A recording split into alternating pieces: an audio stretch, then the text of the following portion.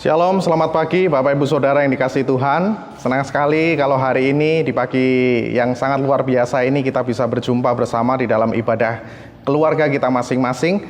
Dan saya bersyukur kepada Tuhan atas sebuah kesempatan yang Tuhan berikan kepada saya untuk bisa membagikan sesuatu kepada kita semuanya. Dan kita patut bersyukur kepada Tuhan karena kemurahan Tuhan sajalah kita ada sampai dengan hari ini. Kalau Tuhan masih memelihara kita, kita masih bisa makan dengan baik, kita masih bisa menikmati kebersamaan dengan keluarga, kita masih tetap sehat, itu semua karena kemurahan Tuhan saja.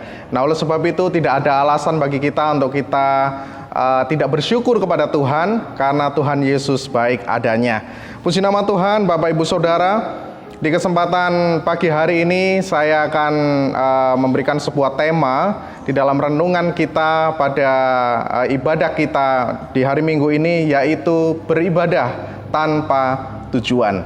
Nah, saudara yang terkasih dalam Tuhan, kalau kita bicara tentang ibadah, apa yang ada di dalam pikiran kita? Mungkin yang ada di dalam pikiran kita, mungkin ketika kita mendengar kata ibadah, itu adalah sebuah aktivitas yang ada di gereja.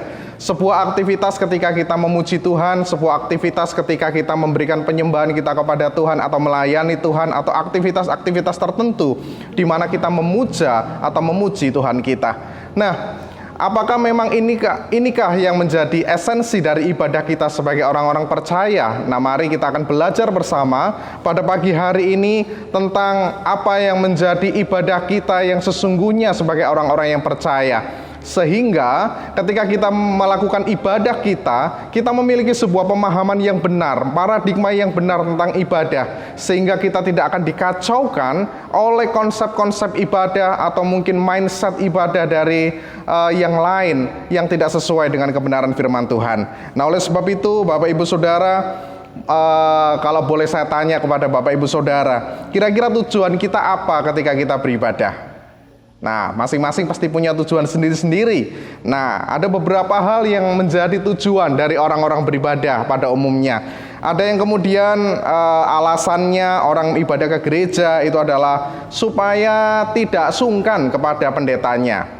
Itu ya, karena apa? Karena kalau tidak ibadah nanti dibesuki, nanti kalau tidak ibadah di WA, nanti kalau tidak ibadah itu ditelepon sama Pak Pendeta. Makanya lebih baik saya datang ke gereja, saya ibadah supaya saya tidak ditelepon dan saya tidak sungkan dengan Bapak Pendeta. Kemudian ada juga alasan yang mengatakan supaya aku tidak lagi merasa bersalah kepada masyarakat. Masa orang Kristen kok tidak ibadah? Nah, daripada saya dikatakan seperti itu, ya lebih baik saya datang ke gereja. Nah, yang ketiga, menghilangkan rasa takut kepada Tuhan. Jadi ibadah itu ketika kita datang ke gereja, mungkin kita hanya berpikir supaya saya nggak masuk neraka, supaya saya nggak dihukum oleh Tuhan, makanya saya datang ke ibadah. Dan yang keempat, mungkin alasan kita adalah supaya saya diberkati Tuhan, hutang saya dilunasi, supaya saya mengalami kedamaian, supaya saya mengalami ini dan itu, berkat-berkat dibebaskan dari kegalauan yang ada. Yang kelima, ingin membuat supaya Tuhan berhutang, seolah-olah berhutang kepada kita. Apalagi kalau kita pelayanan, kita sudah melakukan segala sesuatu, dan kemudian ketika kita beribadah kepada Tuhan, seolah-olah kita menagih hutang kepada Tuhan. Tuhan, aku sudah ibadah loh, aku sudah melayani Tuhan loh, aku sudah lakukan ini loh, maka Tuhan harus berkati saya.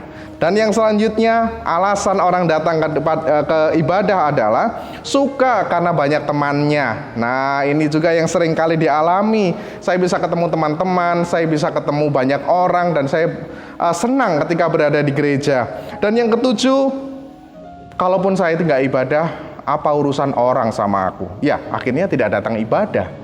Ya, terlepas dari segala sesuatu yang dialami, alasan-alasan yang mungkin juga salah satunya ada di dalam diri kita, mari kita belajar tentang beberapa hal yang harus kita pahami, tentang bagaimana seharusnya seorang Kristen, seorang yang percaya kepada Yesus, beribadah dengan cara yang benar dan berkenan kepada Allah.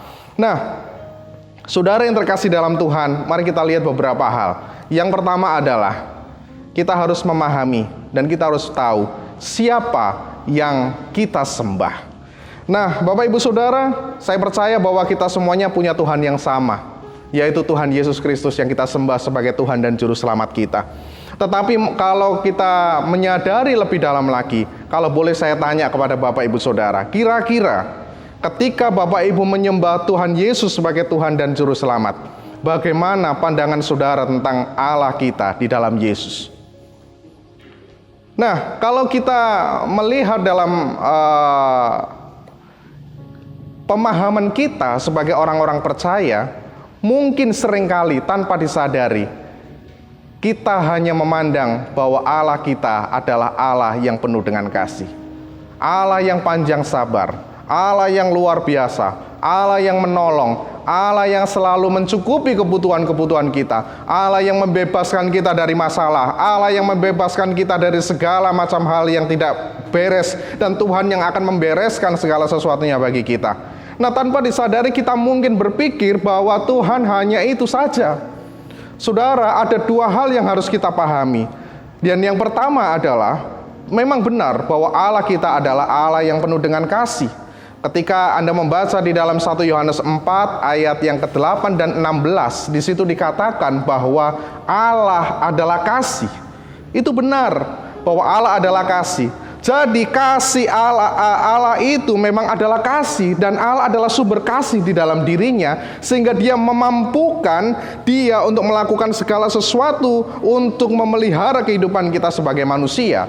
Dan bahkan oleh karena kasihnya yang sangat luar biasa, yang sangat besar kepada kita manusia, maka dia datang ke dalam dunia ini, dia mengorbankan dirinya, dia mati di atas kayu salib, dan kemudian pada hari yang ketiga dibangkitkan, sehingga kita memperoleh pengharapan terhadap keselamatan kita. Dan ketika kita sudah percaya kepada Tuhan, maka ketika kita menjadi orang Kristen, kita percaya bahwa Tuhan akan memelihara kita. Nah, kalau itu yang kita hanya itu yang kita pandang di dalam kehidupan Allah kita, maka tidak heran banyak orang Kristen bermain-main dengan Tuhan. Tidak heran banyak orang kemudian nego dengan Tuhan, tawar-menawar dengan Tuhan, main-main dan sembrono dengan Tuhan, karena melihat Allah hanya kasih yang memenuhi segala kebutuhan saya. Tetapi kemudian mereka bermain-main dengan Tuhan. Tetapi yang kedua yang tidak boleh kita lupakan adalah Allah kita adalah Allah yang maha kuasa, maha dahsyat, dan maha luar biasa. Saudara, Allah kita adalah Allah yang keras. Allah kita adalah Allah yang cemburuan. Allah kita adalah Allah yang juga memiliki kuasa atas segalanya, dan bahkan punya kuasa hanya dengan perkataan saja kita sudah habis. Ini yang seringkali tidak kita ingat, sehingga akhirnya kita menjadi main-main dengan Allah. Kalau kita memahami siapa Allah, maka Allah itu yang pertama, Matt Chandler memberikan sebuah pemahaman yang besar bagi kita, bahwa Allah kita adalah Allah yang kreatif. Penciptaannya yang luar biasa, bahkan sampai inti sel yang terdalam, yang kita tidak bisa pandang itu, Tuhan ciptakan dengan begitu detailnya, sampai alam semesta yang begitu luasnya. Allah kita adalah Allah yang kreatif. Di dalam Ulangan 10 ayat yang ke-14 mengatakan, sesungguhnya Tuhan Allah mula yang mempunyai langit, bahkan langit yang mengatasi segala langit, dan bumi dengan segala isinya. Allah tidak terbatas dan tidak bisa diukur dengan apapun materi di bumi ini. Jadi Allah kita adalah Allah yang kreatif, Allah yang besar. Itu yang harus kita sadari. Yang kedua, Allah kita juga adalah Allah yang berdaulat. Artinya, dengan segala kemahakuasaan dan kedahsyatan Allah ini, siapa yang dapat menggugat keputusan alam di alam semesta ini? Siapa yang dapat menggugat keputusan Allah di alam semesta ini? Ini yang harus kita perhatikan. Sebab kalau tidak, kita akan terlalu berani untuk tawar-menawar dengan Allah. Kita akan terlalu berani untuk bermain-main dengan Allah. Allah kita adalah Allah yang berdaulat. Ketika Ayub mengalami kesengsaraan yang begitu rupa, Allah menanyai Ayub, Ayub, siapakah yang dapat menggugat keputusan Tuhan atas kehidupan manusia? Tidak ada seorang pun yang bisa menjawab. Allah adalah Allah yang berdaulat. Ketika dia bilang A, maka A yang terjadi. Tidak heran, maka ketika Allah berada di dalam dunia ini, Melalui Tuhan Yesus yang hadir di dunia ini, Dia mampu melakukan segala sesuatu. Angin ribut ditenangkan, penyakit disembuhkan, yang mati dibangkitkan. Tidak heran, karena Dia adalah Allah yang berkuasa. Dia adalah Allah yang luar biasa, dan itu yang harus kita hormati. Yang ketiga adalah Allah kita adalah Allah yang sempurna. Dia adalah Allah yang sempurna, yang tidak memiliki kecacatan sedikit pun, tidak memiliki kecacatan sedikit pun, dan kesalahan, kekeliruan sedikit pun di dalam segala keputusan-keputusannya. Tetapi kita adalah manusia yang terbatas. Kita yang adalah ciptaan yang kemudian jatuh ke dalam dosa, kita tidak lagi punya pengharapan dan kita tidak lagi punya harga diri di hadapan Allah ketika kita jatuh ke dalam dosa. Tetapi persoalannya adalah kasih Allah yang begitu luar biasa itu menaungi hidup manusia lewat pengorbanan Yesus di kayu salib. Maka diri kita kemudian menjadi berharga bukan karena diri kita berharga. Kita berharga itu karena Yesus yang sudah menebus saya dan saudara. Itulah yang membuat kita jadi berharga. Dan itulah yang seringkali kita tidak sadari, sehingga menganggap keberhargaan kita, keberartian kita, rasa harga diri kita itu ditentukan dari apa yang kita punya, apa yang kita miliki, apa yang kita mampu untuk lakukan. Sehingga akhirnya tidak heran kemudian kita seolah-olah ketika kita melayani Tuhan, ketika kita beribadah kepada Tuhan, seolah-olah Tuhan berhutang kepada Anda, Tuhan berhutang kepada saya, dan kemudian kita mengatakan, Tuhan, aku sudah pelayanan, kenapa Tuhan tidak memberkati aku? Saya sudah melakukan ini itu, saya sudah melakukan banyak hal, tetapi kenapa kok Tuhan izinkan masalah yang terjadi dalam hidup saya? Saya nggak terima hal seperti ini. Saya sudah melakukan banyak hal untuk Tuhan. Nah, itulah sebabnya saudara, kalau kita menyadari tentang siapa yang kita sembah, kita tidak akan pernah mau untuk main-main dengan Tuhan. Kita akan menghargai kasih Tuhan itu dengan hormat, dengan rasa takut, dengan rasa kita tidak mampu untuk membalasnya. Sekaligus juga kita tidak akan mampu untuk melihat diri kita lebih berharga dari Tuhan. Nah, kekeliruan ini yang mengakibatkan seringkali kita menjadi lupa tentang ibadah kita, esensi ibadah kita. Saudara, ibadah adalah ketika seorang menempatkan sesuatu dalam tingkat yang tertinggi di dalam hidupnya. Ibadah bicara tentang pemujaan manusia kepada Allah, pemujaan kepada sesuatu yang tertinggi. Tetapi ketika manusia sudah jatuh dalam dosa, maka manusia kehilangan pemujaannya yang benar kepada Allah. Oleh sebab itu, akhirnya tidak heran bahwa esensi ibadah kita seringkali dikacaukan oleh hal-hal duniawi kita. Saudara, ketika kita memuliakan Allah, maka kita bisa juga menikmati segala apa yang diciptakannya sebagai bagian dari penyembahan dan kekaguman kita kepada Allah di atas segalanya. Yang pertama, Allah menciptakan seks untuk manusia, dan itu indah jika seks dinikmati dalam koridor yang benar antara laki-laki dan perempuan, bukan laki-laki dengan laki-laki, perempuan dengan perempuan, atau manusia dengan yang bukan manusia. Seks itu indah yang memang sengaja diciptakan oleh Tuhan di dalam koridor pernikahan. Dan ketika itu dinikmati dengan koridor yang benar sesuai dengan apa yang telah diciptakan Allah sebelumnya, maka seks itu menjadi bagian dari ibadah kita kepada Tuhan. Begitu juga dengan makanan enak, itu menyenangkan untuk dinikmati.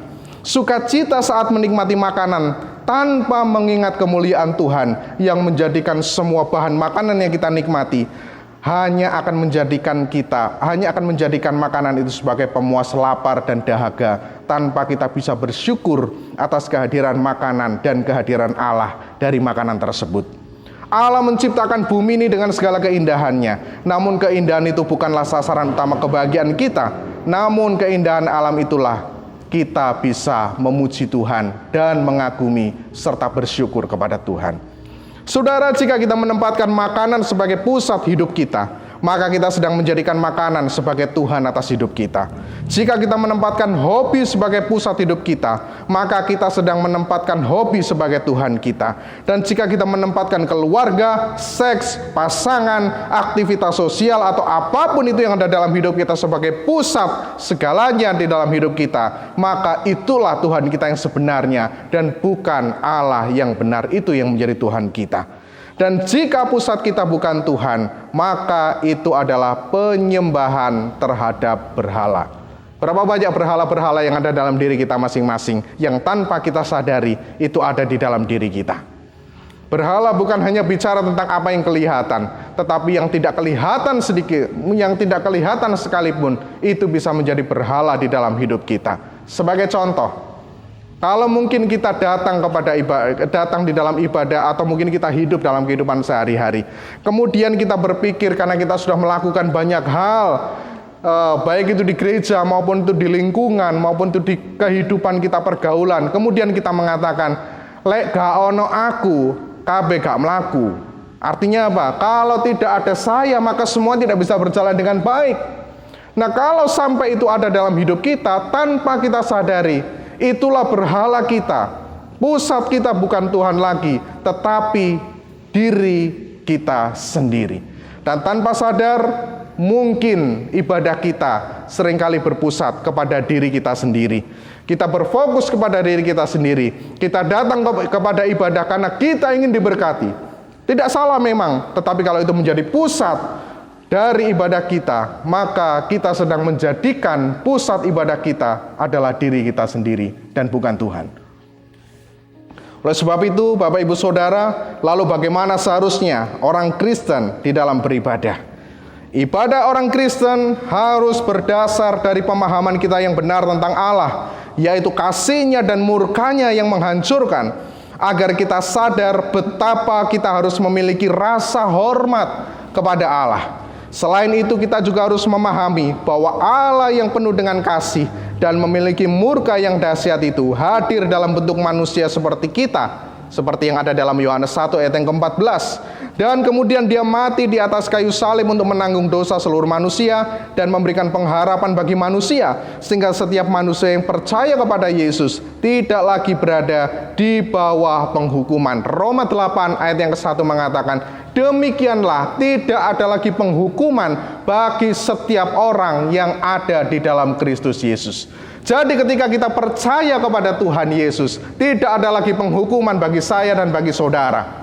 Tidak ada lagi upah dosa adalah maut. Karena maut sudah dikalahkan, kita tidak lagi berada di bawah hukuman. Tetapi ketika kita melakukan perbuatan dosa, tentu ada konsekuensi dari perbuatan dosa itu. Entah dari masyarakat, entah dari hukum yang berlaku, kita akan tetap mengalami hal itu. Tetapi kita sudah lepas dari hukuman, kita sudah terbebas dari hukuman, dan itulah sebabnya maka kita harus beribadah dengan paradigma dan mindset yang benar, bahwa kita datang menyembah Tuhan, datang ke gereja, datang beribadah, datang ke persekutuan doa, itu adalah karena aku mengasihi Tuhan dengan sungguh-sungguh, karena aku bersyukur kepada Tuhan, bukan karena aku hanya sekedar berharap berkat, bukan hanya sekedar berharap masalahku diselesaikan, bukan hanya sekedar berharap aku mengalami sesuatu dari Tuhan. Ibadah kita sebagai orang percaya tidak lagi didasarkan kepada keinginan kita memperoleh keselamatan, menyuap Allah, dan perbuatan baik agar kita diselamatkan. Saudara, beberapa waktu yang lalu ada seseorang yang bertanya kepada saya begini, Kak, kira-kira apa yang bisa aku lakukan untuk aku melayani Tuhan? Kenapa kamu mau melayani Tuhan? Aku udah gak beres hidupku, aku pengen memperbaikinya. Loh, kamu mau memperbaiki hidupmu dan kamu pengen melayani Tuhan. Jadi istilahnya kamu mau melayani Tuhan adalah supaya kamu menghilangkan rasa bersalahmu kepada Tuhan. Itu enggak benar. Pelayananmu, ibadahmu bukan untuk menghilangkan rasa bersalahmu, tetapi penebusan Kristus itulah yang membuatmu bisa beribadah dengan benar. Kalau kita menyadari bahwa kita adalah orang yang sudah ditebus, maka ibadah kita akan berfokus kepada bagaimana kita mengasihi Tuhan, memberikan sesuatu kepada Tuhan, dan bersyukur kepada Tuhan. Ibadah di dalam sebuah komunitas, dalam ibadah kita, merupakan kumpulan orang percaya yang seharusnya memiliki tujuan yang sama, yaitu terdiri dari orang-orang yang berharga karena telah dibenarkan oleh Allah, sehingga mampu memberikan rasa syukur, pemujaan, dan kehidupan yang saling melengkapi satu dengan yang lain. Dengan tujuan yang benar, maka sebuah perkumpulan ibadah akan menjadi sebuah perkumpulan yang dipenuhi dengan pengucapan syukur, pujian, dan penyembahan yang selalu menggairahkan. Oleh sebab itu, kita akan belajar bersama bahwa Tuhanlah yang menjadi pusat dari kehidupan kita. Karena itu saudara-saudara, sebagai kesimpulan, yang pertama, jika selama ini kita masih menganggap bahwa beribadah kepada Tuhan itu adalah saat hanya kita ke gereja di hari Minggu atau ketika ada perkumpulan peribadatan, maka kita perlu kembali kepada pengertian yang benar dalam ibadah kita, bahwa ibadah itu adalah seluruh aspek hidup kita dan merupakan bentuk dari ucapan syukur kita kepada Tuhan. Makanan itu bisa kita nikmati, seks bisa kita nikmati di koridor yang benar, kehidupan berbahagia dengan keluarga kita bisa kita nikmati, tetapi itu bukanlah tujuan dari segalanya. Itu merupakan bentuk kita beribadah kepada Tuhan ketika Tuhan mengizinkan segala sesuatu itu terjadi di dalam hidup kita. Oleh sebab itu, mari kita jadikan Yesus sebagai pusat dari segalanya dan pusat dari hidup kita. Yang kedua, jika kita hidup berpusat kepada hal-hal yang lain selain Allah, maka kita sedang menjadikan hal itu sebagai berhala. Entah itu hal-hal yang fisik maupun hal-hal yang tidak kelihatan sekalipun, itu bisa menjadi berhala bagi kita. Hobi itu bisa jadi berhala. Makanan itu bisa jadi berhala.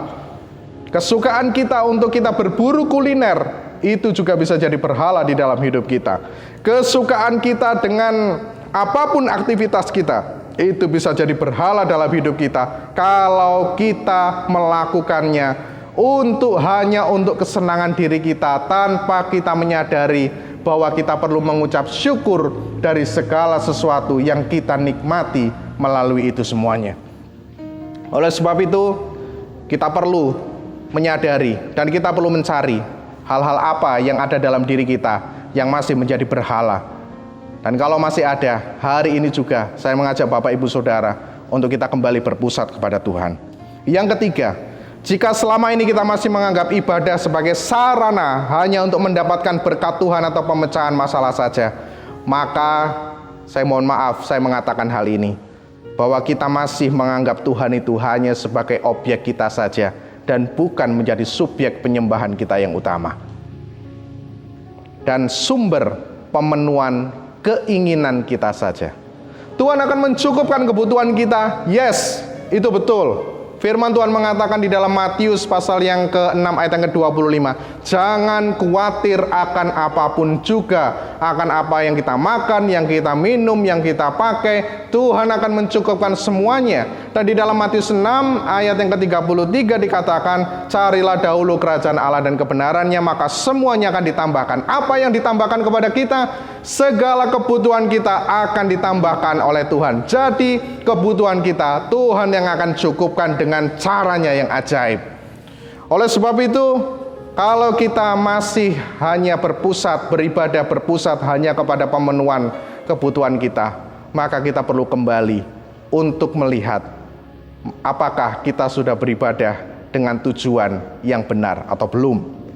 Yang keempat, jika selama ini kita masih menjadikan segala sesuatu yang kita lakukan hanya sebagai pemuas keinginan kita, meskipun kita melakukannya dalam koridor yang benar dan bukan sebagai alat penyembahan kita kepada Tuhan, maka kita sebenarnya sedang beribadah dengan konsep self-center.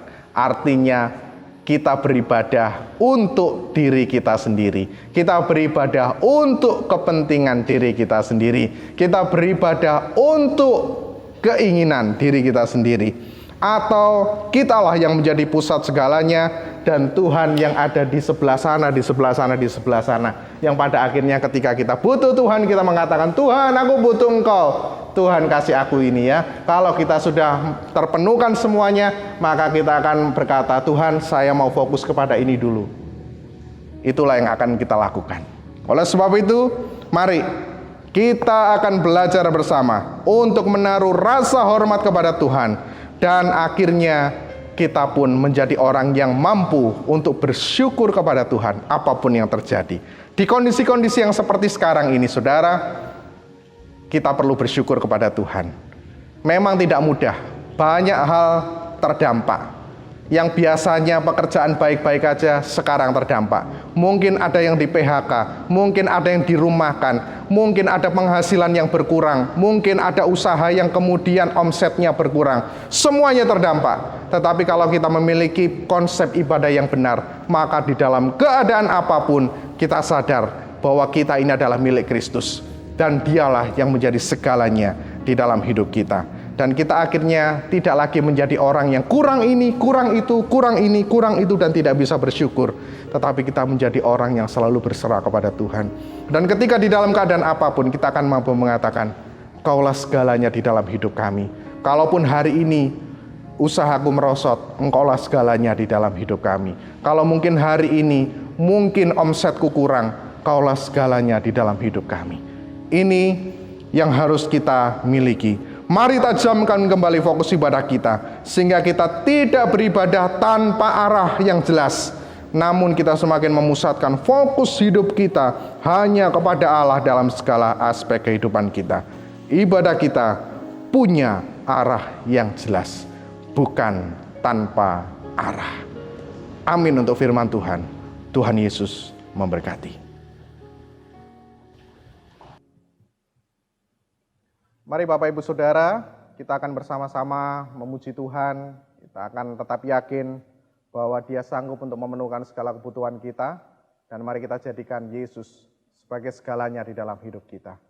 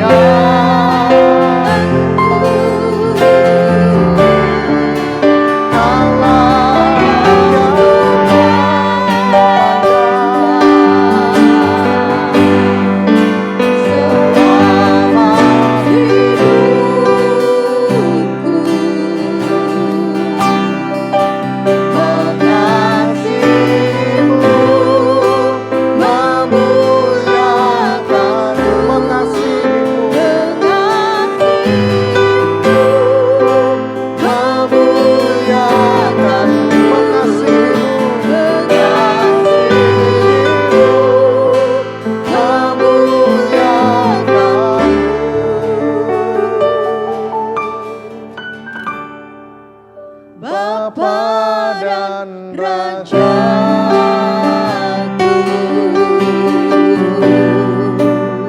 Engkaulah segalanya, Engkaulah segalanya, Yesus.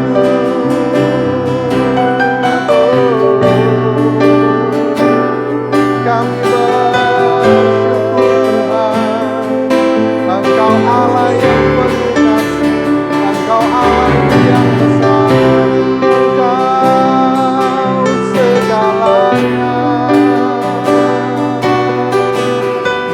Kami sembah Engkau Tuhan, sebab Engkau Allah yang dahsyat.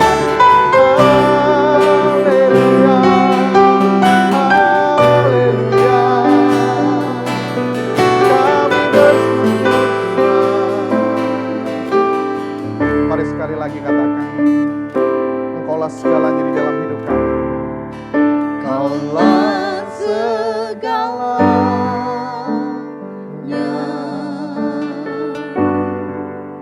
di dalam hidupku. Kerajaanmu,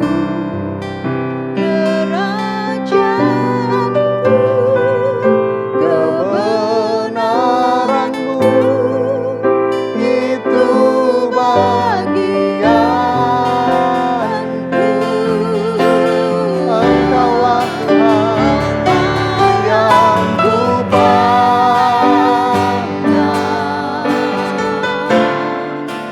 selama hidupku.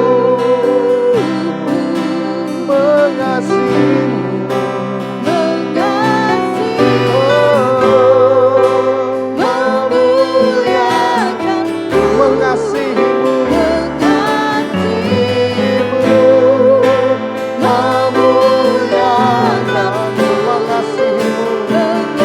mengasihimu, memuliakanmu, mengasihimu,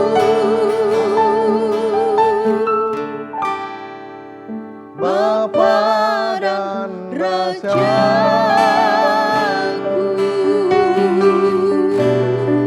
Terima kasih untuk kasih-Mu Tuhan. Terima kasih untuk kebaikan-Mu. Terima kasih untuk pengorbanan-Mu di kayu salib bagi kami Tuhan. Engkau yang telah menebus kami, Engkau yang telah membenarkan kami, sehingga kami tidak lagi berada di bawah hukuman, dan kami beroleh kasih karunia yang dari Tuhan. Tuhan, ajar kami untuk beribadah dengan cara yang berkenan di hadapan Engkau, di dalam segala aspek kehidupan kami, ketika kami berada di dalam rumah ibadah, maupun ketika kami berada di luar rumah ibadah, di dalam pekerjaan kami, dalam keluarga kami. Ajar kami menjadikan segala sesuatu menjadi sebuah bentuk ibadah dan penyembahan kami di hadapan Engkau Tuhan. Terima kasih buat berkat-Mu, Engkau sungguh baik buat kami. Kiranya Tuhan terus tanamkan firman-Mu di dalam hidup kami, sehingga apapun yang kami lakukan, semuanya berkenan di hadapan Tuhan. Berkati anak-anak-Mu, seluruh jemaat-Mu Tuhan. Mereka yang mungkin hari-hari ini sedang mengalami pergumulan dan perjuangan, kiranya Tuhan akan berikan kepada mereka kekuatan supaya mereka dapat menjalani semuanya dengan baik. Ketika mereka hari-hari ini mungkin mengalami begitu banyak hal terdampak dari situasi ini Tuhan, kami yakin dan percaya bahwa Engkau akan ada bersama dengan mereka. Engkau akan menyertai mereka, karena Engkau adalah Allah Immanuel yang selalu menyertai kami. Dan kami bersyukur kami memiliki Allah seperti Engkau. Terima kasih buat berkat-Mu, berkati seluruh jemaat-Mu, Bapak Gembala dan Ibu Gembala, seluruh pembela sidang, seluruh pemimpin-pemimpin yang ada. Tuhan akan memberkati, dan seluruh jemaat-Mu, Tuhan akan memberkati juga. Seluruh bangsa dan negara kami, masyarakat yang ada pemerintahan dari yang paling atas sampai ke yang paling bawah, Tuhan yang akan memberkati semuanya. Terima kasih Tuhan, ajar kami untuk kami selalu mengasihi Engkau dalam segala situasi yang kami alami. Dan kami percaya bahwa Tuhan akan bersama dengan kami. Terima kasih buat berkat-Mu, kami mengucap syukur buat semuanya. Sekarang saudara yang terkasih di dalam Tuhan, terimalah berkat dari Allah Bapa, cinta dan kasih sayang dari Tuhan Yesus Kristus, serta persekutuan di dalam Roh Kudus, menyertai kita semuanya dari hari ini sampai selamanya. Terima kasih Tuhan, di dalam nama Yesus kami berdoa. Haleluya. Amin. Mari bersyukur kepada Tuhan, katakan, Bapa terima kasih. Bapa terima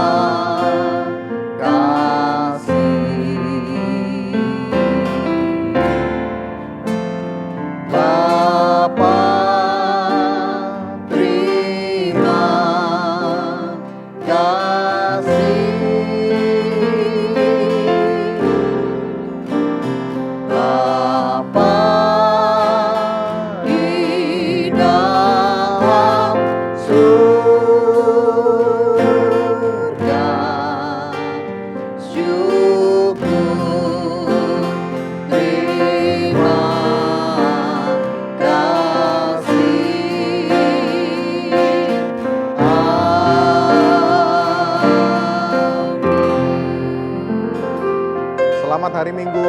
Tuhan Yesus memberkati kita semuanya. Amin.